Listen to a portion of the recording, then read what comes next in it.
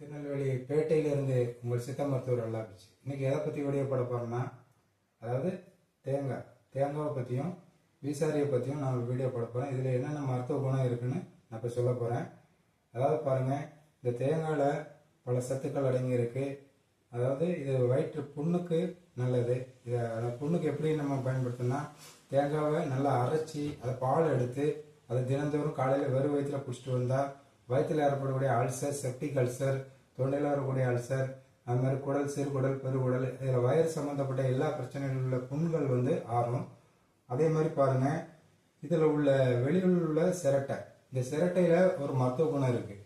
அது என்னென்னா, இந்த சிரட்டை நம்ம வேஸ்ட்டாக தூரப்படாமல் அதை எரித்து அதை நல்லா பொடியாக்கி அதில் தேங்காய் எண்ணெய் பார்த்தீங்களா, தேங்காய் எண்ணெயை குழப்பி அதை நம்ம அந்த புண்ணில் போட்டு வந்தீங்கன்னா சிராப்பு காயம், மற்றப்பட்ட அடிப்பட்ட காயங்களுக்கு இந்த புண்ணுக்கு இந்த பொடியை நீங்கள் யூஸ் பண்ணிக்கலாம். அது போக உடல் எடையை கூட்டணும்னா என்ன செய்யலாம்னா, இந்த தேங்காய் பாலை காலையில் நீங்கள் வெறும் வயிற்றுல குடிச்சிட்டு வந்தீங்கன்னா உடல் எடை கூடும்.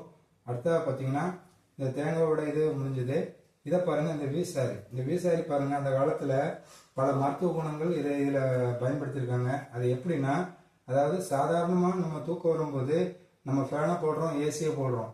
ஆனால் ஏசி போட்டால் கூட நம்ம கெமிக்கல், அந்த ஆக்சிஜன் லெவல் நம்ம சுவாச குழாயில் போகும்போது பல கிருமிகள், பல தொற்றுகள், அது மாதிரி ஆஸ்துமா, இது மாதிரி கம்ப்ளைண்ட்லாம் வருது. அதே மாதிரி அது இல்லாமல் நம்ம இந்த வீசாரியை வச்சு நம்ம வீசும்போது என்ன ஆகுதுன்னா, இதில் உள்ள காற்றுகள் இயற்கையாக உள்ளது. இந்த இயற்கையாக உள்ளது நம்ம சுவாசத்தில் போகும்போது என்ன ஆகுதுன்னா, நமக்கு புத்துணர்ச்சி ஏற்படுது. அது மாதிரி மயக்கடைஞ்சி கீழே விழுந்துட்டாங்கன்னா இதே மாதிரி வீசாரி வச்சு வீசும்போது உங்களுக்கு அதில் உள்ள இயற்கையான காத்துக்கள் நம்ம சுவாசப்பட அவங்களுக்கு புத்துணர்ச்சி ஏற்பட்டு ஹார்ட் பீட்டில் நமக்கு இயங்க ஆரம்பிக்குது. இதே மாதிரி நீங்கள் பயன்படுத்திக்கலாம்.